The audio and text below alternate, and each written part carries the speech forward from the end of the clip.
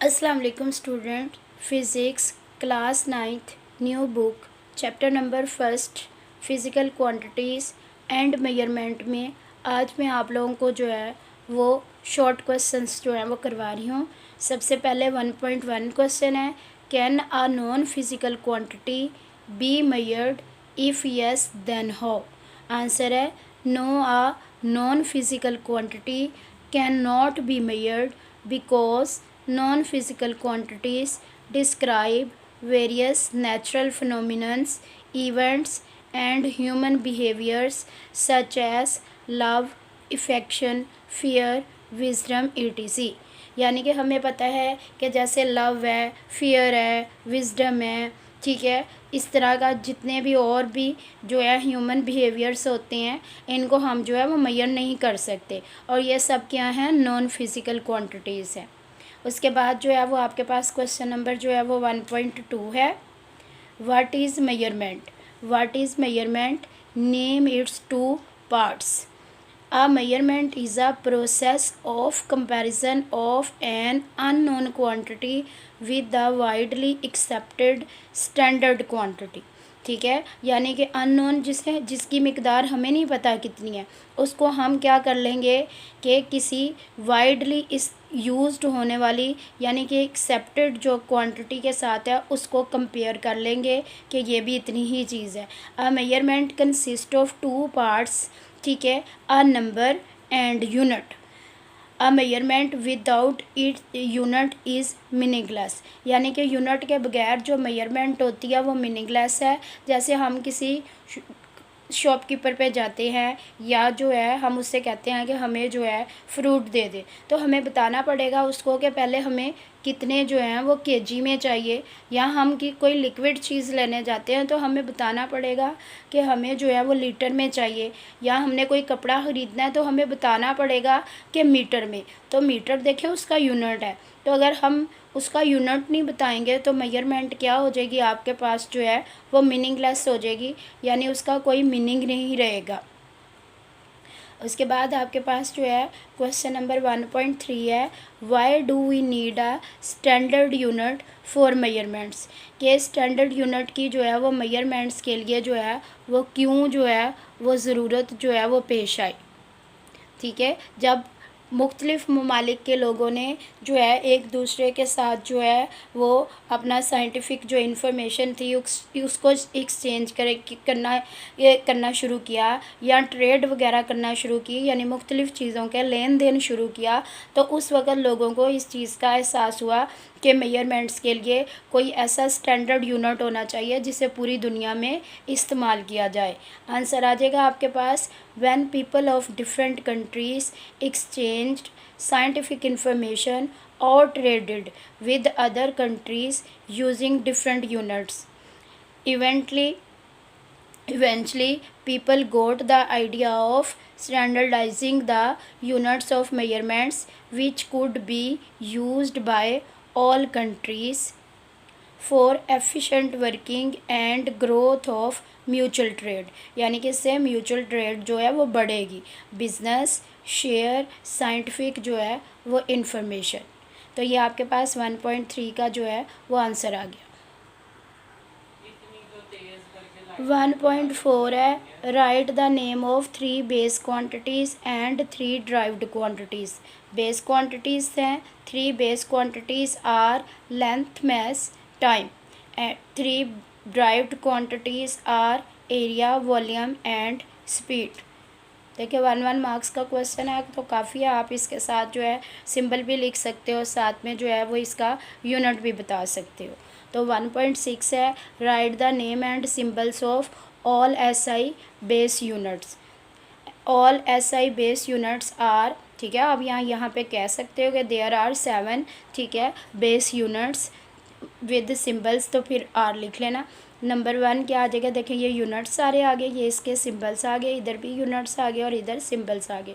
सबसे पहले मीटर है, मीटर का क्या है, M है, किलोग्राम का kg है, सेकंड का S है, केल्विन का K है, अम्पेयर का A है, अम्पेयर जो है वो करंट का जो है वो यूनिट है, और कंडेला जो है उसका CD है, और मोल जो है MOL जो है उसका सिंबल है। उसके बाद आपके पास नेक्स्ट जो है वो 1.5 क्वेश्चन है, ठीक है। Which SI unit will you use to express the height of your desk, ठीक है। जो आप लोग क्लास वगैरह में डेस्क बैठने के लिए इस्तेमाल करते हो, वो कह रहा है कि उसकी हाइट आप कौन से यूनिट में जो है वो मेजर करोगे, तो उसको हम मीटर में क्या करेंगे, मेजर करेंगे।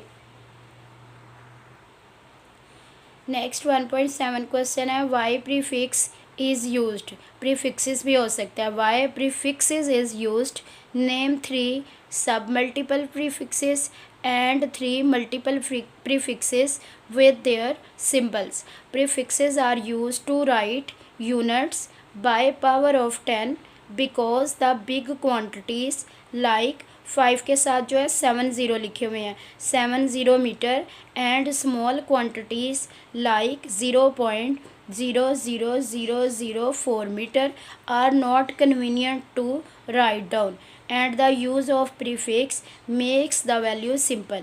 यानी कि बहुत बड़ी और बहुत छोटी वैल्यूज़ को जो है वो लिखना जो होता है वो कन्वीनियंट नहीं होता, और प्रीफिक्सेस को जो है हम यूज़ करते हुए क्या कर सकते हैं, इन वैल्यूज़ को जो है वो कन्वीनियंट वे से जो है वो लिख भी सकते हैं, यानी सिंपल वे से जो है वो लिख सकते हैं। इनको लिखना और पढ़ना दोनों क्या हो जाता है, आसान हो जाता है। फॉर एग्ज़ाम्पल द क्वांटिटी, ठीक है, 5 के साथ 70 metre can be written as 5 × 10⁻⁷ metre and the quantity 0.404 metre can be written as 4 × 10⁻⁻5 metre. अब आप लोगों ने याद रखना है कि जब भी हम, एक तो आपके पास जो रेफरेंस प्लेस होती है वो फर्स्ट नॉन ज़ीरो डिजिट के बाद होती है, ठीक है। साइंटिफिक नोटेशन में जो फर्स्ट नॉन ज़ीरो डिजिट के बाद जो है वो रेफरेंस प्लेस होती है, और अगर पॉइंट नहीं दिया हुआ वैल्यू में तो इट मीन्स के पॉइंट आपके पास कहाँ पे है, लास्ट पे है। जब हम यहाँ से पॉइंट को मूव करवा के ये इस रेफरेंस प्लेस तक लेके जाएंगे तो ये 7 टाइम जो है वो आगे मूव करके जाएगा, ठीक है। और राइट साइड से मूव करवाया है तो इसलिए 10 की पावर क्या होगी, पॉजिटिव होगी, ठीक है। लेकिन जब हम जो है लेफ़्ट साइड से जो है पॉइंट को रेफरेंस प्लेस तक जो है वो मूव करवा के लेके जाएंगे तो 10 पावर क्या हो जाएगी, आपके पास माइनस जो है नेगेटिव में आएगी। क्लियर है। उसके बाद इसके हमने 3 जो है वो मल्टीपल प्रीफिक्सेस बताने हैं और 3 सब मल्टीपल प्रीफिक्सेस जो है वो बताने हैं। तो 3 multiple prefixes are with symbols are, सबसे पहले किलो है, ठीक है। 10⁻, इसको के से रिप्रेजेंट करते हैं, के इसका सिंबल आ जाएगा और इसकी वैल्यू 10⁻³ आ जाएगी। हेक्टो को स्मॉल एच से जो है रिप्रेजेंट करेंगे और 10⁻² वैल्यू आ जाएगी। डी का DA आ जाएगा, 10 की पावर 1 आ जाएगी। मेगा M 10⁻6 और गीगा कैपिटल G 10⁻9। आपने याद रखना, देखें किलो के लिए भी के कैपिटल लगा रहे हैं, मेगा के लिए हम कैपिटल ले रहे हैं, गीगा के लिए जो है वो G कैपिटल ले रहे हैं, ठीक है। जबकि हेक्टो के लिए और डीका के लिए जो है वो हम जो है स्मॉल अल्फ़ाबेट्स जो है वो यूज़ कर रहे हैं। नेक्स्ट आपके पास जो है names of 3 submultiple prefixes with symbols are. सबसे पहले डेसी है, डेसी को स्मॉल डी से 10⁻⁻1, सेंटी स्मॉल सी से 10⁻⁻2, मिली M इसका सिंबल आ जाएगा स्मॉल m और 10⁻⁻3, माइक्रो म्यू इसका सिंबल आ जाएगा 10⁻⁻6, नैनो स्मॉल n इसका सिंबल आ जाएगा और 10⁻⁻9 आ जाएगा। आप देखें, आप लोगों ने अगर 3 ही लर्न करने हैं तो ये आसान वे है कि आप इसमें से क्या करें कि डी का कर लें। डी का 10⁻1 है और ये मल्टीपल प्रीफिक्स है। जबकि डेसी जो है, देखो दोनों ही डी से एक तो स्टार्ट हो रही हैं, एक में 10 की पावर दोनों में 1 है, एक में पॉजिटिव है और एक में नेगेटिव है। और फिर एक मेगा कर लें और माइक्रो कर लें, देखें ये भी मेगा भी M से है, माइक्रो भी क्या आ रहा है M से, और इसमें भी 10 की पावर दोनों में सेम है, बस मल्टीपल प्रीफिक्स में पॉजिटिव 6 है और सब मल्टीपल में क्या है, -6 है। इसी तरह गीगा की जो है 10⁻ पॉजिटिव 9 है और जबकि नैनो की 10⁻⁻9 है। इस तरह देखें, एक 1, एक 6 पावर आ जाएगी, एक 9 आ जाएगी, और सब मल्टीपल में -1, -6 और -9 आ जाएगी। उसके बाद क्वेश्चन नंबर जो है वो 1.8 है।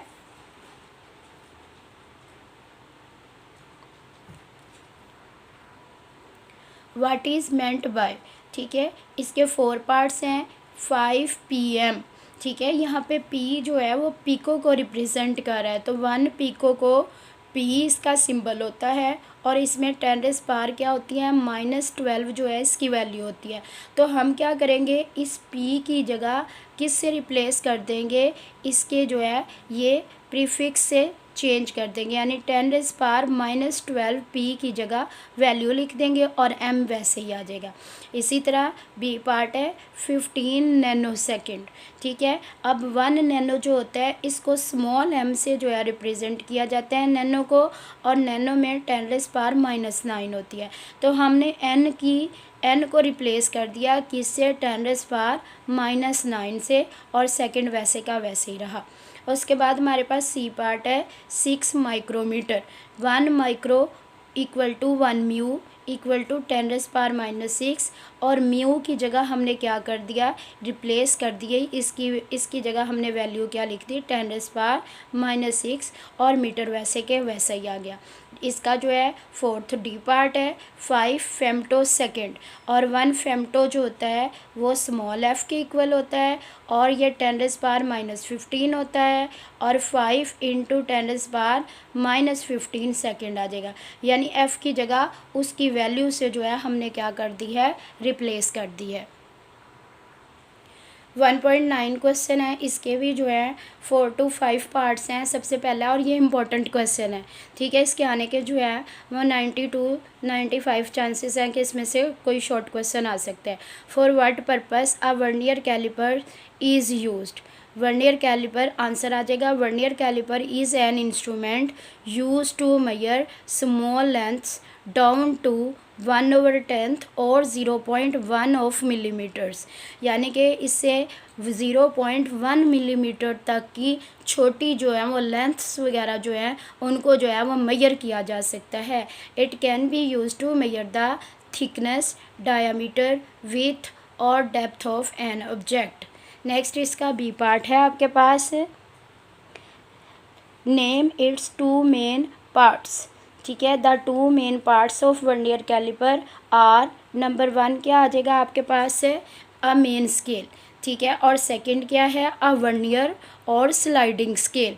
तो मेन स्केल क्या है, which has centimetre and millimetre marks on it, यानी कि इसके ऊपर सेंटीमीटर और मिलीमीटर में जो है वो रीडिंग को मार्क किया हुआ है, and has marking of 1 millimetre each, और यानी कि हर मार्किंग जो है वो 1 मिलीमीटर के इक्वल है।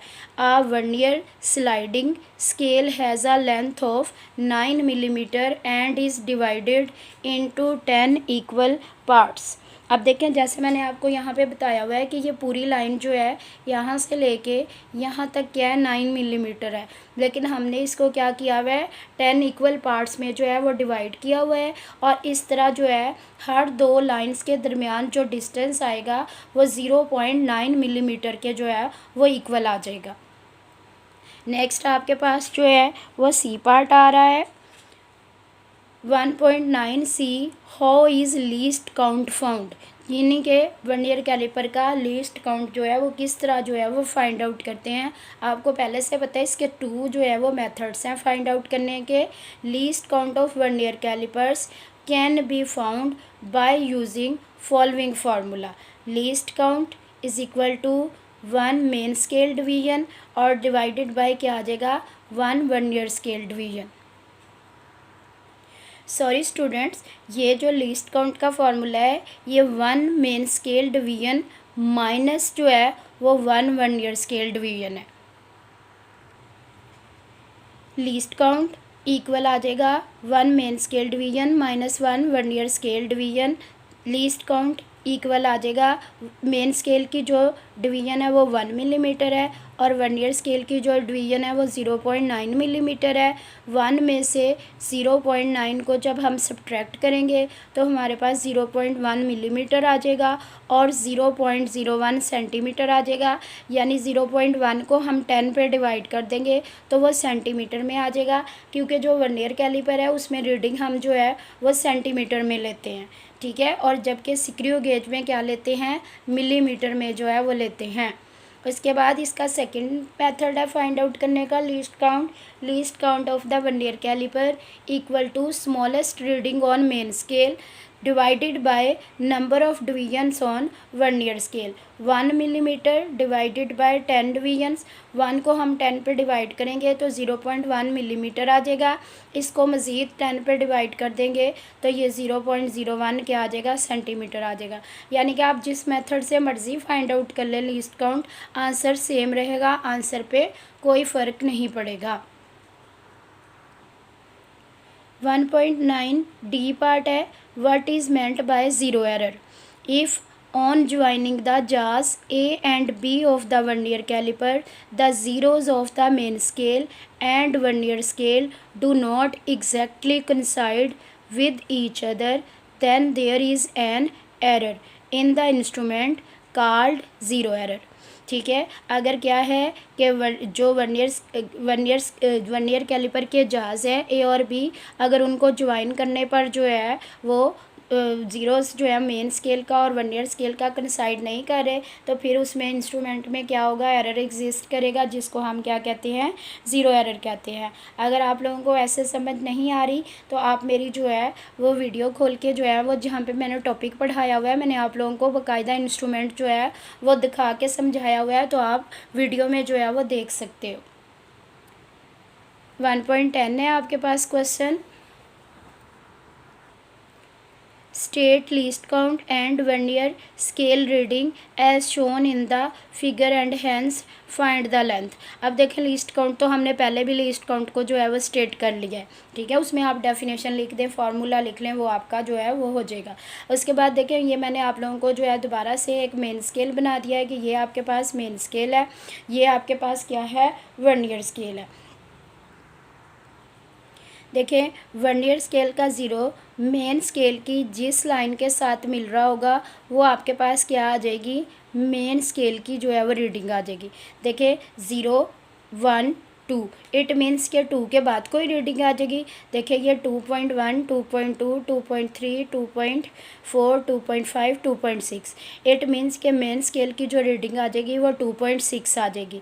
ये हम देखते हैं वर्नियर स्केल का ज़ीरो मेन स्केल की जिस लाइन के साथ कोइंसाइड कर रहा होता है। अब ज़ीरो के अलावा हम देखेंगे कि वर्नियर स्केल की कौन सी रीडिंग जो है वो मेन स्केल के साथ बिल्कुल एग्जैक्टली कोइंसाइड कर रही है, तो वो वर्नियर स्केल की डिवीजन हो जाएगी। ठीक है, देखें ये ज़ीरो पहली हमेशा ज़ीरो होती है, 0 1 2 3 4, यानी कि अगर ये 4 बिल्कुल एग्जैक्ट मिल रही है तो ये आपके पास वर्नियर स्केल की क्या आ जाएगी, डिवीजन आ जाएगी।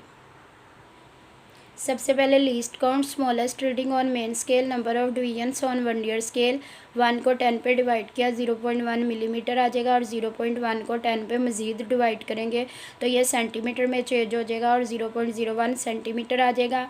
मेन स्केल की रीडिंग जो है वो आपके पास 2.6 है, वो मैंने आपको पहले ही बता दी कैसे लिया है।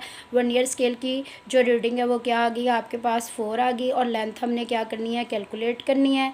ठीक है, ये आपके पास लेंथ का जो है वो फार्मूला आ गया, length is equal to main scale की reading plus vernier scale reading multiply by least count आ जाएगा। मेन स्केल की जगह हमने 2.6 लिख दिया, प्लस वैसे ही आ गया, वर्नियर स्केल की रीडिंग की जगह 4 आ जाएगा, मल्टीप्लाई बाय लीस्ट काउंट की जगह उसकी वैल्यू आ जाएगी। सबसे पहले हम इस वाली वैल्यू को जो है 4 को 0.01 सेंटीमीटर से मल्टीप्लाई कर देंगे तो ये 0.01 सेंटीमीटर आ जाएगा। इसको मेन स्केल की रीडिंग में क्या कर देंगे, ऐड कर देंगे, तो लेंथ हमारे पास 0.64 सेंटीमीटर आ जाएगी। अगर आपको कोई एरर भी दिया हुआ होता, ठीक है, अगर पॉजिटिव ज़ीरो एरर दिया होता तो आप क्या कर लेते, इसमें से इतने, इसमें जो है उतना सा सब्ट्रैक्ट कर देते, क्योंकि करेक्शन हमेशा क्या होती है, ऑपोजिट होती है। और अगर आपको वो कहता है कि इतना एरर, नेगेटिव एरर जो है वो इंस्ट्रूमेंट में है, तो आप एग्जैक्ट जो है वो लेंथ भी मेजर करें, तो आप एग्जैक्ट लेंथ में जो है ऐड कर देते तो वो आपके पास क्या आ जाती, करेक्ट लेंथ जो है वो आ जाती।